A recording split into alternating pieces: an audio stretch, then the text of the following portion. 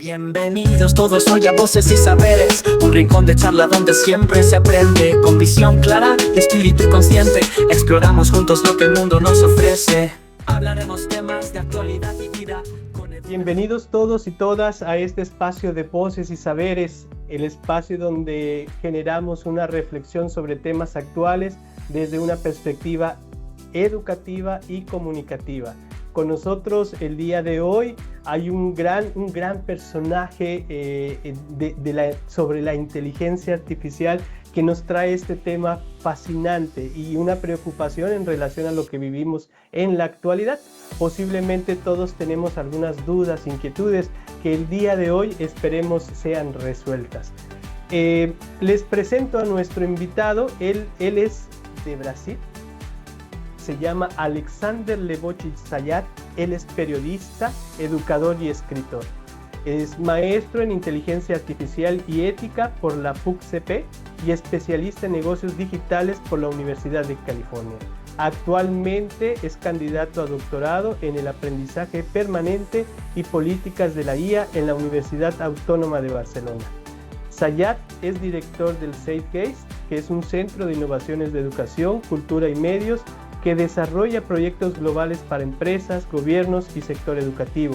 También trabaja como consultor de educación en medios para las sedes de la UNESCO en París, Francia y Montevideo, Uruguay. Déjenme comentarles que también ha trabajado en televisión, presenta el programa Idade Media del canal Futura en su 5ª temporada. Es columnista de la revista Educatio y también es autor y participante de más de 20 libros en las áreas de educación, tecnología y comunicación. El más reciente es sobre el tema que nos atañe el día de hoy, inteligencia artificial y pensamiento crítico. Ha trabajado en el campo de la educación y los medios durante 23 años como investigador y consultor en políticas de combate a la desinformación y educación en medios. En Brasil es miembro del Consejo Asesor del programa Educamedia, es miembro de la Asociación Brasileña de Profesionales de Educomunicación, así como de la revista MIL y de Bit Educar. Durante 5 años fue presidente de la Alianza Internacional de la UNESCO en materia de educación en medios, la UNESCO MIL Alianza. En la actualidad es miembro de la Junta Directiva del Consejo Internacional para la Alfabetización Mediática. Pues bienvenido, Alexandre. Gracias por permitirnos y darnos un poquito de tu tiempo. David Beltrán, muchas gracias. Yo tengo que agradecer. Primero porque tengo muchos amigos en México, como tú. Me gusta mucho México. Pienso que es un país formidable. Yo estuve ahí 3 o 4 veces. Siempre fui muy bien recibido con charlas de personas muy interesantes. Hay personas que admiro mucho, como vos. Entonces, para mí es un gusto estar contigo. Si te parece, iniciamos un poco la charla con esta pregunta que me parece que es obligatoria. Se ha hablado mucho sobre la inteligencia artificial, sobre qué representa en nuestra vida y todas las dudas e inquietudes que puedan surgir de por medio. Pero me gustaría que de una manera sencilla nos pudieras compartir cómo definiríamos la inteligencia artificial y por qué es relevante en la actualidad. Sí. David, hay muchos expertos que definen la inteligencia artificial, sobre todo algunos economistas, ¿no? Que definen como una tecnología de propósito general. ¿Qué significa esto? Que no es solamente más una invención pequeña que alguien crió y se va. No, es algo que hace impacto, trae retos, desafíos en todas las áreas. Se para mirar todo. Tenemos impactos en la política, por la cuestión de la desinformación y también por la cuestión de la disposición de los candidatos, la gestión pública a interferencia de la inteligencia artificial. Miramos qué acontece en Estados Unidos hoy con una persona que es del medio privado y que domina la inteligencia artificial y está trabajando en el gobierno. En economía no necesito caminar muy lejos porque mira qué son las Big Techs. que representan las Big Tech para la economía, los datos, ¿no? La educación, la sociedad, la cultura, el medio ambiente, la preservación ambiental. Entonces, es una tecnología que impacta a todos. Y como todas las tecnologías, no es neutra. Tiene sesgos humanos. Y tiene sesgos que son propios de la máquina también, de las máquinas también. Entonces, la inteligencia artificial es para, de acuerdo con lo que yo investigo, yo pienso, es una parte de la evolución de la sociotécnica humana. No podemos separar, aislar la inteligencia artificial, por ejemplo, lo que cuando el ser humano creó la radio, la televisión, los medios digitales, la computación, la programación.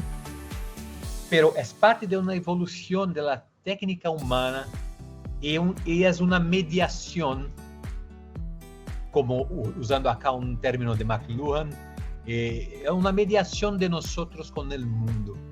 Es como una manera de mirar el mundo a través de la inteligencia artificial. Entonces, por eso es necesario, primero, salir un poco de este hype, como decimos. La discusión muchas veces en la sociedad de la inteligencia artificial es muy pautada por las películas o los libros, la literatura de ficción científica, o muchas veces por fatos que no son muy concretos, como alguna mirada futurística de Elon Musk o alguna mirada futurística de alguna otra persona. Esto no trae más problemas que soluciones. Entonces, lo que defiendo es que hay un primer paso, hay que comprender qué es la inteligencia artificial. En fato, ¿cuáles son las implicaciones hoy, en la actualidad? Y después, ¿cómo podemos, por medio de la educación, políticas públicas, regulación, combatir los riesgos y los problemas que traen estas cuestiones? Correcto. Y me parece que lo que comentas a veces, bueno, dentro de la vida cotidiana, como comentas, la impresión y la percepción que tenemos de la inteligencia artificial a veces suele ser con una percepción negativa por todo lo que puede estar implicando dentro de esta práctica, ¿no? También se habla, por ejemplo, de esta importancia y de este tipo de percepciones de humanizar la inteligencia artificial.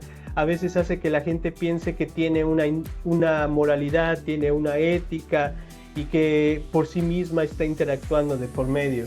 Pero de manera muy práctica, o en este sentido de una manera mucho más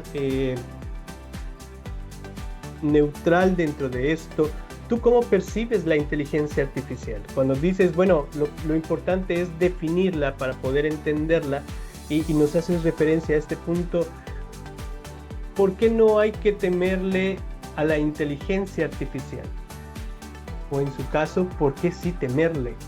Sí, buena. Mira, yo voy a decir dos definiciones que para mí son muy correctas sobre la inteligencia artificial. La primera es sobre McCarthy, que es uno de los creadores del término, del concepto de inteligencia artificial en Dartmouth, en los Estados Unidos, en fin de la década de 60, cuando se fue el primer congreso sobre el tema. La definición es: inteligencia artificial es una área de la ingeniería que crea máquinas que pueden simular el pensamiento, el cerebro humano. Una definición muy pragmática. Pero me gusta mucho una definición de una economista brasileña llamada Dora Kaufman, que es: la inteligencia artificial es un modelo estadístico de probabilidad que reconoce patrones. Con esta definición, que es muy sencilla, no hay nada que la inteligencia artificial haga que está fuera de esto. No hay nada. No hay mágica, no hay mística, no hay religión, no hay nada, no es una caja mágica. Es un modelo estadístico de probabilidad que reconoce padrones. ¿Sí? Entonces, esas son dos definiciones que me gustan mucho para, a partir de esas, hay algunos términos que muchas veces son utilizados acerca de la inteligencia artificial generativa, como por ejemplo, cómo hacemos para que los sistemas aprenden, ¿no? El aprendizaje en humana es algo muy específico. Cuando decimos aprender a la máquina es otra cosa. No podemos utilizar la misma concepto de aprendizaje para la máquina y para el humano también. Entonces, por esto hay mucha confusión. Me gusta trabajar con el concepto de un sistema probabilístico, estatístico de probabilidad que reconoce patrones. ¿Y cuál fue su segunda pregunta? En este punto, el poder reconocer por qué a veces le tenemos miedo o lo consideramos como algo bueno. Mira, cuando empezamos la automación, los procesos de automación en la sociedad, vamos a pensar en los coches. Cuando la robótica llegó a las fábricas de los coches, no había inteligencia artificial. Mira que la robótica es un campo científico anterior. Muchas personas relacionan como si no es lo mismo. Hay muchas veces la inteligencia artificial camina junto con la robótica en proyectos, pero son dos campos muy diferentes. Cuando la sociedad se empezó a automatizarse, había también un temor, un miedo de los empleos se cambiaran de fábrica. La educación profesional se cambió mucho más rápido. Se creó el modelo de currículo escolar que tenemos hoy, que es muy politécnico, ¿no? Con disciplinas muy separadas, ¿no? Pero la sociedad un poco va se adaptando a esto y la automatización, en resumen, la automatización se fue una cosa buena para la sociedad. No pienso que en resumen se fue algo mal, porque las personas se cambiaron más para las universidades para aprender ciencia. Dejaron los procesos más automáticos para las máquinas, ¿no? Claro. Con la inteligencia artificial no hay como decir no hay como volver. Es un proceso de evolución, ¿sí? En resumen, será algo bueno, ya es algo bueno. El ejemplo más práctico es si pensáramos en la área de la salud, los hospitales, la eficiencia de reconocer tumores de cáncer, por ejemplo, con imágenes. Un sistema de inteligencia artificial es capaz de reconocer con una velocidad, una cantidad de datos, reconocer un padrón de cáncer que una junta de doctores no sería capaz de hacer en 10 años. Ella se hace en un minuto, reconocimiento de... Entonces, no hay como ser, pero también no podemos nos sacarnos de la responsabilidad de que hay un impacto ético, hay un impacto en la educación, pero tenemos que parar y pensar, ¿qué hacemos? La evolución está ahí. ¿Cómo balancear con la ética las cuestiones que trae la inteligencia artificial? Sea el impacto del empleo, sea el impacto de la educación, sea el impacto del medio ambiente. Pero ¿cómo tratamos eso? Esta es la cuestión. Y no negar, decir que algo mal, no es eficiente y tampoco posible. No es posible. Tenemos que trabajar con ella. Claro, fíjate que, bueno, a mí me suena muy interesante esta dinámica porque nos hace reflexionar acerca de qué es lo que estaríamos dejando de hacer con la intención de hacer algo más, ¿no? Y yo creo que eso tiene que ver con un poco el miedo. Comentabas un poco del empleo. Bueno, hay empleos que se están sustituyendo, sí, pero ¿qué podemos estar desarrollando aparte de? Y eso genera una disposición dentro de este campo. Hacías referencia que tiene estas implicaciones en el ámbito educativo y que va generando una dimensión también y donde de alguna forma existe también un poco de resistencia, ¿no? Yo he escuchado aquí a profesores decir, oye, es que ya los estudiantes no están haciendo su tarea porque pues están utilizando la inteligencia artificial, otros con el temor de, oye, nos van a sustituir por máquinas y todo, y como que no se entiende dentro de esta forma o esta connotación de qué implica la inteligencia artificial en el ámbito educativo.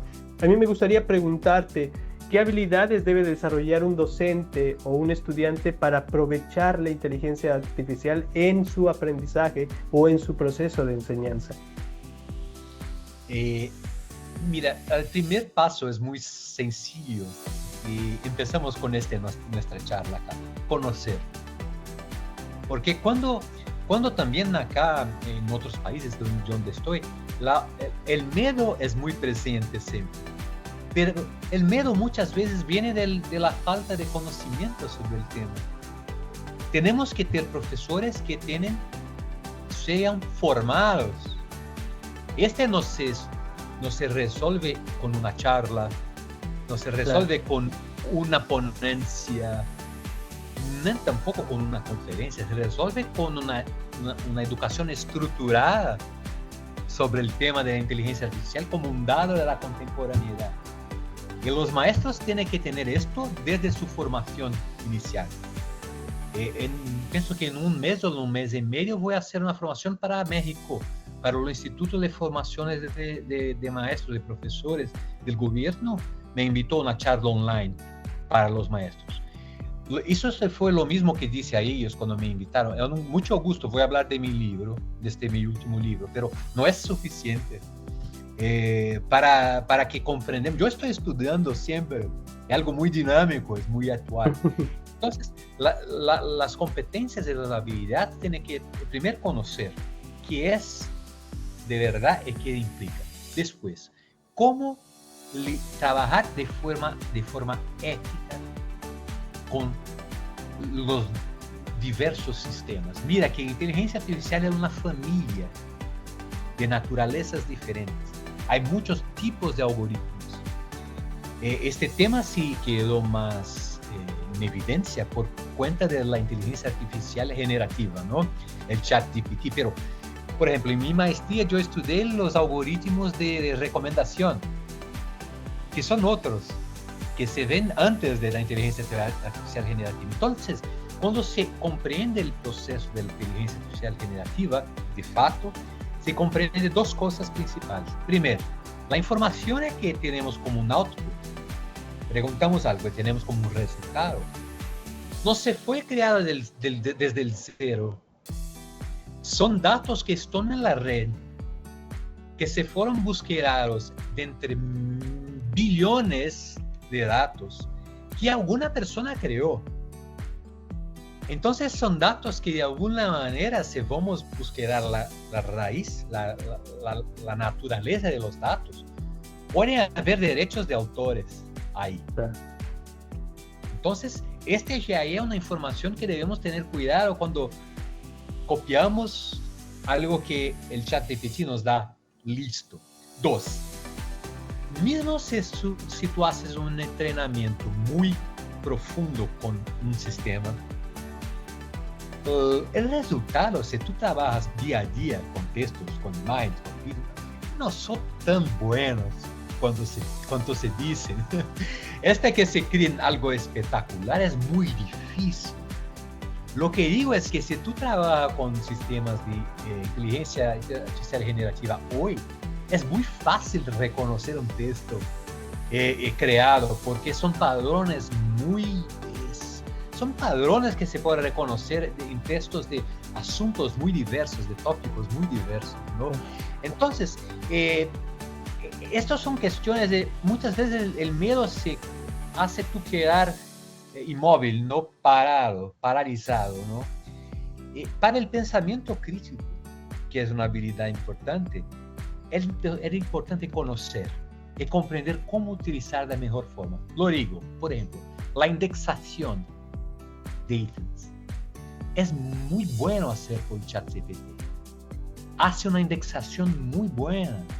Te salva tiempo, ¿no? Porque la indexación te queda mucho tiempo haciendo. 2. el resumen de publicaciones. Hace un upload de una publicación y pide un abstrato, un resumen de tópicos principales. Se hace bien. Otro ejemplo, la traducción. Hay muchos sistemas que hacen traducciones muy sofisticadas, pero necesita de una revisión humana después. Pero lo digo, como una búsqueda, como una búsqueda académica, no es bueno. Claro. Se va a ser bueno en un tiempo, pero no es bueno. Utilice otros, busque. Hay tantos motores de búsqueda académicos buenos, ¿no? Mismo el Google Scholar es mejor que el ChatGPT, que el Gemini, es muy mejor. Entonces, empieza a reconocer para qué se queda útil. Para algunas partes. Esto se viene de un concepto que yo traigo de un señor llamado Luciano Floridi, que es el jefe del departamento de la Universidad de Yale en Estados Unidos, pero él es un abogado italiano, es de Italia, ¿no? Luciano Floridi es su nombre. Él se fue una de las primeras personas a pensar una agencia humana sobre las decisiones de la inteligencia artificial. Entonces, para él hay que siempre mantener una decisión final y una resolución final de una persona. Y jamás de quedar al sistema que él haga una decisión final. Un ejemplo en la salud, que pienso que los ejemplos de salud son muy, muy sencillos, ¿no? Si un sistema reconoce un X-ray, un rayo X de tomografía, ¿no? Una tomografía que lo conoce un cáncer ahí. Entonces el sistema dice, mira, este es una imagen que hay un cáncer de acá. La decisión final de mirar la imagen, decidir, investigar más profundamente si aquello es un cáncer o no, informar al paciente y hacer una sugerencia de una operación o una cirugía en aquel órgano, es del médico, es del doctor, no es de la inteligencia artificial. Entonces, esta es una propuesta ética de este centro de que la agencia humana se quede, no se importa cuanto más se desarrolle la inteligencia artificial, pero el humano tiene siempre que tener la última palabra y acompañar y revisar los últimos resultados, por ejemplo. Este es un aspecto ético importante. Sí, y realmente representa el poner cada cosa en su lugar, ¿no? El hecho de que el ser humano tiene una disposición de reflexión, una responsabilidad, una ética por la cual actúa, genera siempre una disposición totalmente diferente, ¿no? Yo a veces percibo, por ejemplo, en los estudiantes, tengo una asignatura que tiene que ver con redacción de textos académicos y me parece sumamente valioso lo que comentas, y yo les decía a ellos, utilicen tal vez el ejercicio como un detonante de ideas. Si tú quieres hablar sobre un tema, procura que te diga ideas y a partir de ahí, expláyate, ¿no? No le digas, dame el trabajo, sino genera tu idea y a partir de ahí desarrolla. Y también tiene mecanismos sumamente interesantes de cómo corregir ciertas redacciones, ¿no? Uno le puede poner el documento y le dices, oye, identifica los errores ortográficos, gramaticales que uno tiene, y lo hace, y la intención no es que lo corrija con intención de ya entregarlo, sino que uno también se dé cuenta qué es lo que le hace falta, qué es lo que necesita modificar o cambiar, inclusive qué desarrollar dentro de esa práctica, y eso me parece sumamente interesante. Esto realmente al docente a veces lo pone en una encrucijada porque le hace identificar una percepción diferente de su vocación como docente y la formación de futuros docentes, ¿no? ¿Cuáles serían, por ejemplo, los principales riesgos o desafíos éticos que el profesor debería de tener en cuenta para poder decir, bueno, vamos, hay que probar, hay que utilizar, pero también hay que enseñar a desarrollar esta práctica? Sí, esto es una respuesta muy compleja, muy larga, pero voy a hacer algo más sencillo y compacto acá. Yo pienso que siempre me gustó muchísimo la idea, David, que tú dices de desarrollar a partir de una sugerencia del sistema de IA, ¿no? Muy bueno. Entonces, partiendo desde esta idea, los sesgos son, yo podría decir algunos acá en el campo de la educación. Primero, los algoritmos pueden tener sesgos en 3 campos. El primero, cuando hay una base de datos de entrenamiento que no es diversa y no es buena. Si tú entrenas un algoritmo con datos de más calidad, los resultados serán malos. Si tú entrenas un algoritmo con datos, por ejemplo, europeos, no podrás sacarte un dado latinoamericano. Si tú entrenas un algoritmo con imágenes de personas blancas, no tendrá como resultado una persona afrodescendiente. Es imposible. Entonces, la calidad de datos de entrenamiento hacen los sesgos del algoritmo. Entonces, tenemos que tener atención a esto. El segundo punto es, hay sesgos cuando el equipo que desarrolla el algoritmo no es diversa e impone los sesgos humanos en el propio algoritmo. Entonces, el propio Luciano Floridi dice, ética por diseño, ethics by design. ¿Qué les significa esto? En desarrollo de los sistemas debe haber un equipo de profesionales donde se cuenta con filósofos, con educadores, un equipo con personas diversas, con mujeres, con hombres, con otras identificaciones de géneros, con identificaciones sociales y raciales diversas, para que el algoritmo no se impregne de los sesgos humanos. Entonces, esta es la segunda manera de los sesgos algoritmos, del algoritmo proponer un sesgo. La tercera manera es más compleja, no voy a adentrar acá, pero es la manera de que decimos que el propio de la técnica. ¿Qué es esto? Es cuando dentro del algoritmo se hacen conexiones tan complejas que hace una confusión tan grande el algoritmo que el propio desarrollo, el propio profesional que desarrolló no se puede más acertarlo. Los ejemplos más claros de esto son las alucinaciones. ¿Conoce ese término de alucinaciones? Cuando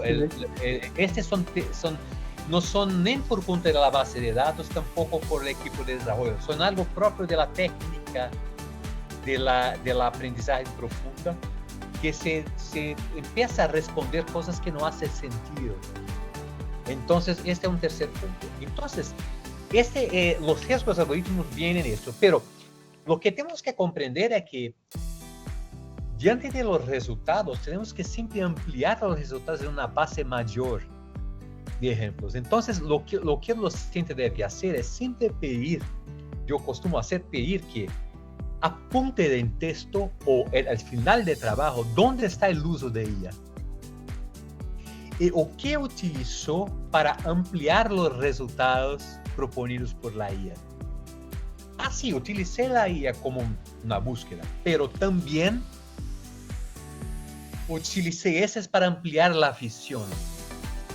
Porque ahí se queda un otro, que eso fue lo que lo estudié en mi maestría, que el impacto en el pensamiento crítico del estudiante se da por cuenta de las cámaras de eco, que llamamos cámaras de eco o borbullas de informaciones, que son cuando los algoritmos de recomendaciones nos cierran en ambientes de informaciones muy cercanas de nuestro interés, que no se abren para lo diverso, porque el algoritmo se consume nuestros datos y empiezan a enviar materiales que son más cercanos de nuestros intereses, pero muchas veces quieres accesar algo que está de más. Entonces es muy importante saber cómo pop the bubble, furar las burbujas, no sé si se dice así en español, furar las burbujas, estourar las burbujas, para que se pueda tener contacto con un universo más amplio, ¿no? Entonces, ese es un sesgo que el maestro, por ejemplo, en las clases de redacción para la enseñanza, para el aprendizaje de la educación media, ¿no? Ensino medio, de 15 a 17 años, ¿no? Yo costumaba decir cuando era maestro, en algunas clases que en el último año estuve asesorando a algunos maestros, que puede hacer una disertación, hace 2 textos, uno con ayuda de IA y uno sin. Y apunta después en la conclusión las diferencias. Es muy importante porque puede mirar si ya de facto ayudó o no. Cuando es una opinión, una disertación, una reseña, no un texto que implica una opinión, la IA ayuda mucho a la estructuración del texto, es muy importante, la estructura es muy útil, pero el contenido, los propios estudiantes pensaron, mira, yo voy a utilizar para hacer la estructura del texto, el contenido es mejor que yo busque en otras partes, porque no me entrega algo muy bueno. Entonces, son ese tipo de conocimiento y desarrollo de habilidades a trabajar junto con las herramientas y con la lenguaje de IA que nos hacen más presentes y una relación más ética con sus resultados. Excelente. Fíjate que esto que comentas, en algún momento también como que he generado un ejercicio un poquito parecido, en el sentido de que al chico yo le digo, oye, tú decides cómo quieres desarrollar tu trabajo. Si lo haces de una manera natural, un proceso natural desde que tú surges la idea, o lo haces pensando en la IA y la IA te desarrolla el ejercicio. Y la instancia es que el proceso en algún momento se cruza. Cuando una persona lo hace de manera natural, crea una idea y la va construyendo conforme va buscando información y la va redactando. Y en la otra es que el texto ya está, pero hay que deconstruirlo. ¿Qué es lo que dice? ¿Qué es lo que hace? Inclusive el reconocer qué intención tiene ese escrito, si coincide con la mía o no. Y a partir de ahí va menguando o va generando una dinámica muy peculiar que le va haciendo perceptible esto que comentas. Tenemos que expandir, no únicamente quedarnos con el producto, sino expandirlo con la finalidad de que el chico reconozca el proceso crítico que hay detrás. Y eso me parece sumamente interesante. Me gustaría, Alexander, preguntarte ¿cómo crees que la IA cambiaría la enseñanza en unos cuantos años? 5, 10, no sé, ¿cómo la percibes tú?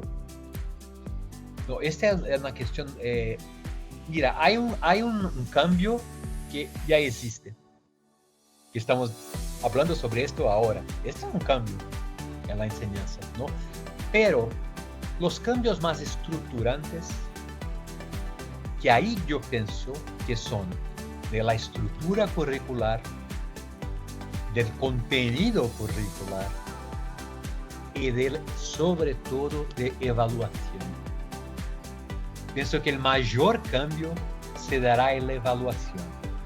¿Qué nos gustaría de evaluar en nuestros estudiantes? El contenido, pensamiento crítico, pensamiento complejo. Entonces, lo que gustaríamos de enseñar es lo mismo lo que gustaríamos de evaluar. Y esto se da un cambio en todo el proceso. Lo que acontece es que los cambios en la educación son muy vagarosos, son muy lentos. Entonces yo pienso que se podría empezar a cambiar ahora, pensando que, por ejemplo, una escuela que se vuelve solamente a la cuestión del contenido es una escuela muerta hoy. Es una escuela que no hace sentido para los estudiantes, no hace sentido para la sociedad. Me gusta una escuela que se queda como un centro de curaduría, de selección, de pensamiento crítico y de producción cultural de una comunidad, donde hay ejerce una función de guía para los estudiantes que pueden navegar por lenguajes, por repertorios, por herramientas, por pensamientos diversos. Entonces, ese es un cambio que se puede empezar ahora. Pero yo pienso que el punto crítico será como de 7 a 10 años desde ahora. Porque lo que acontece, hay algunos estudios, David, que muestran que la velocidad de desarrollo de la IA generativa se va a bajar un poco ahora. Porque por dos motivos. Hay una necesidad muy inmediata de estructura computacional para que la IA se desarrolle, que hay un problema de gasto de energía y hay un problema de tamaño de estructura. La computación cuántica se quedará una solución para esto, pero en cuanto la computación cuántica no se desarrollar, las estructuras de centro de datos y de centro de procesamiento son muy caras y muy grandes. Ese es un punto que va a bajar la velocidad. El segundo son la calidad de los datos. Cada vez más generamos datos digitales para la IA, pero la calidad no es buena. Y para obtener datos de calidad se gasta mucho presupuesto, mucha plata.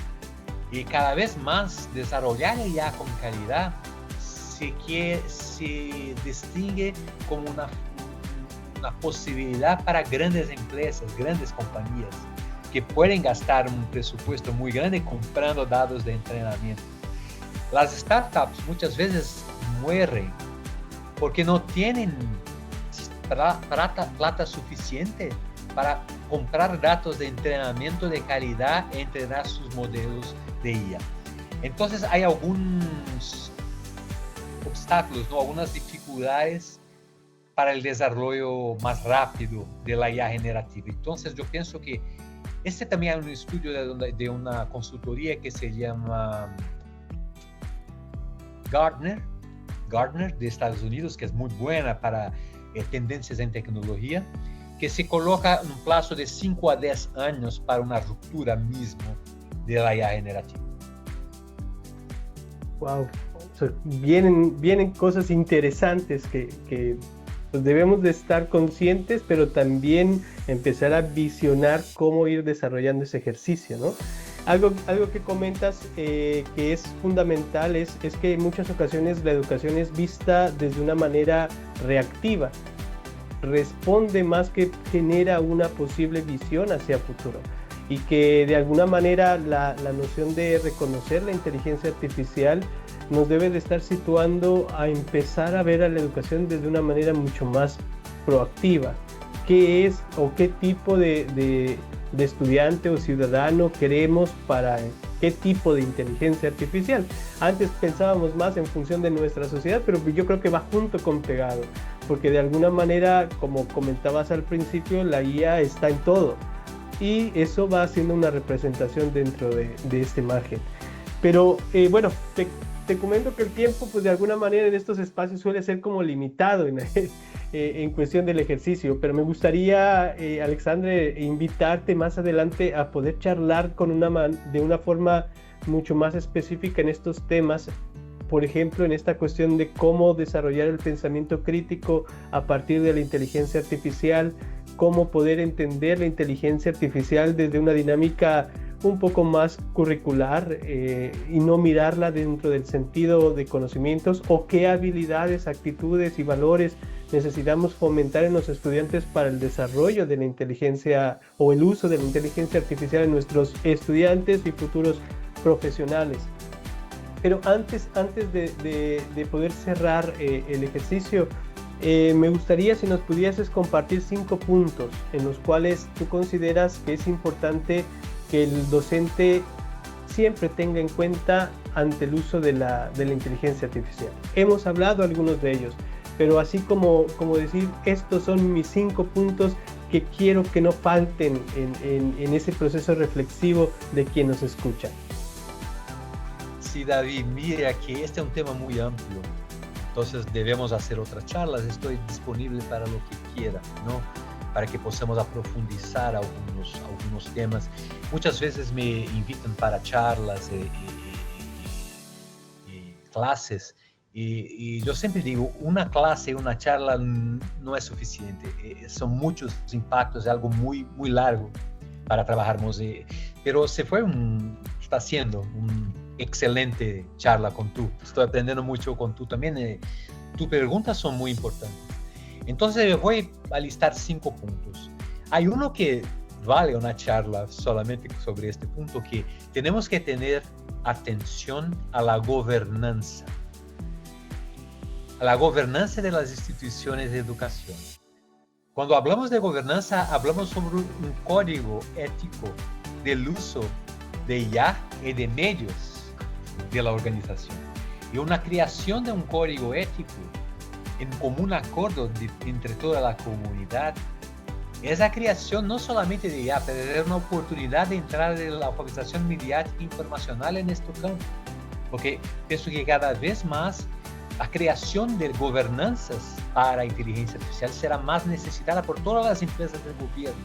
Pero sobre todo hay una tensión cuando pensamos en el ambiente de la escuela, donde se tiene que considerar el aprendizaje, la enseñanza, la administración escolar, el marketing, el uso de datos para marketing, para el acceso de datos de los estudiantes por terceros, por otras personas. Entonces, tiene que se crear una gobernanza, ese es un punto.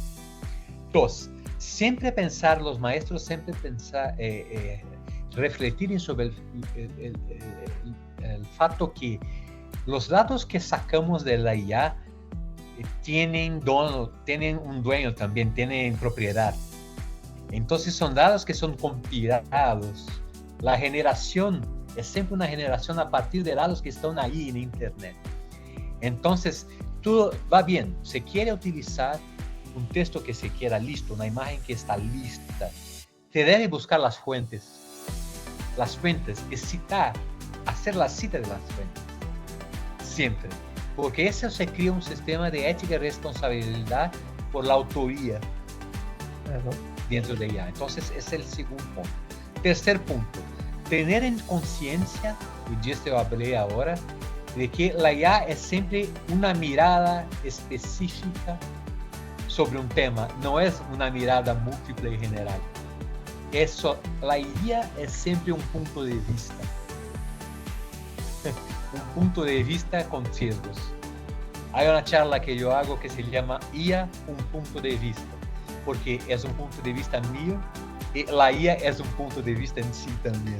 Entonces yo hago siempre esta charla, IA, un punto de vista. Entonces este es el tercer, ¿sí?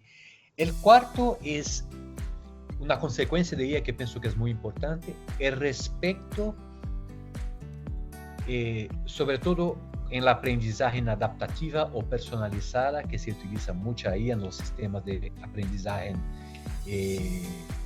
o enseñanza personalizada o adaptativa, una atención especial con los datos de los niños y los jóvenes. Porque tenemos que tener una protección especial a los niños y los jóvenes, como siempre proponemos una protección especial en el mundo físico. Tenemos que tener lo mismo en el mundo digital.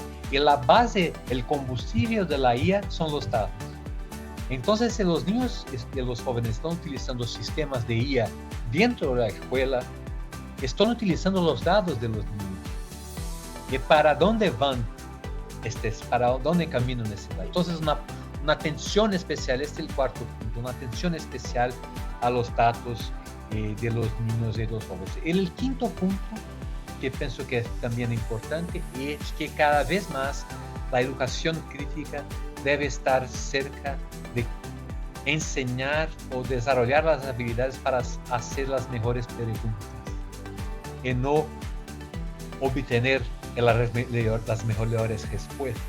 Si sabemos cómo hacer las mejores preguntas, empezamos a desarrollar algo que es muy importante, que es el aprender a aprender. Empezamos a aprender en cualquier situación, dentro de la escuela, fuera de la escuela, en la universidad, fuera de la universidad. Estamos listos para un aprendizaje a lo largo de la vida. Y lo que la IA de facto nos pide y nos demandará, son cambios muy rápidos de habilidades. Y si estamos listos para aprender toda la vida, estamos listos para esto. Y esta habilidad se desarrolla en la escuela. Entonces es muy importante ahí. Estos son los 5 puntos. Muchísimas gracias. Realmente yo quedo fascinado con la charla. De alguna manera representa un punto de partida. A mí me encanta la filosofía y indudablemente este cuestionarse genera una disposición siempre de aprender. No es el tener la pregunta incómoda, sino el generar la pregunta, como bien dices, para poder ir reconociendo, dar respuesta a ciertas situaciones o problemáticas que vivimos en el mundo y que indudablemente a veces dejamos a un lado en el ámbito escolar, ¿no? O como docentes llegamos a promover ciertas prácticas donde ya el cuestionamiento no es la base, no porque no, y la intención a veces es no querer o generar escenarios de conflicto, ¿no? O sea, la intención de la pregunta es, como dices, aprender más, el poder desmenuzar, conocer, inclusive ahondar más dentro de los conocimientos que tenemos. Y eso es lo que tenemos que rescatar como seres humanos. La mejor inteligencia o la mejor máquina de inteligencia la tenemos nosotros,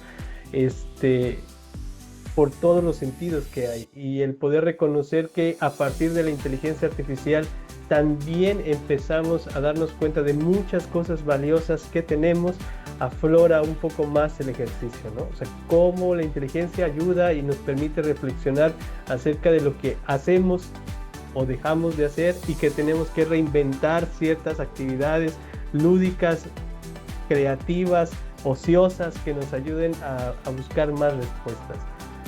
¿Algo más que quisieras comentarnos? ¿Algo como una idea que cierre nuestra charla el día de hoy?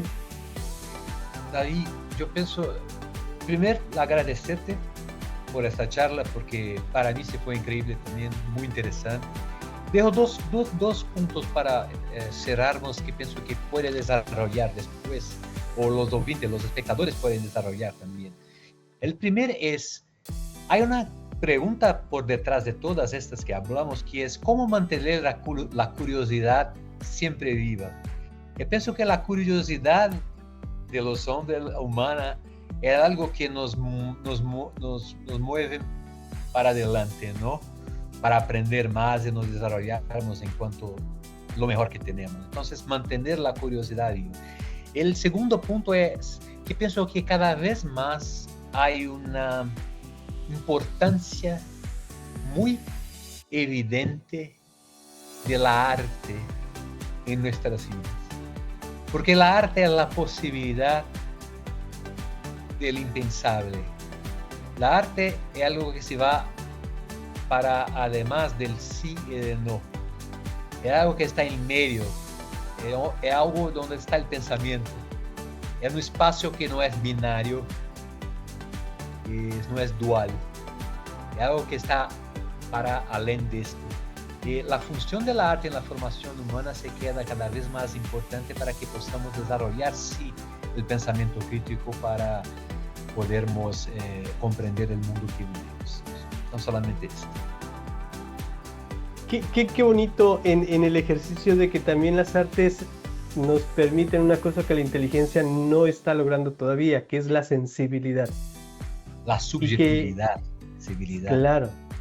Y que de esa manera es algo que es propio, inherente al ser humano y que de alguna forma faltará, no sé si mucho o poco, para que la inteligencia artificial pueda, porque sabemos que reconoce, ¿no? Que reconoce cierto tipo de emociones, pero no entendamos que con ello está ya generando a nuestra dinámica sensitiva, ¿no?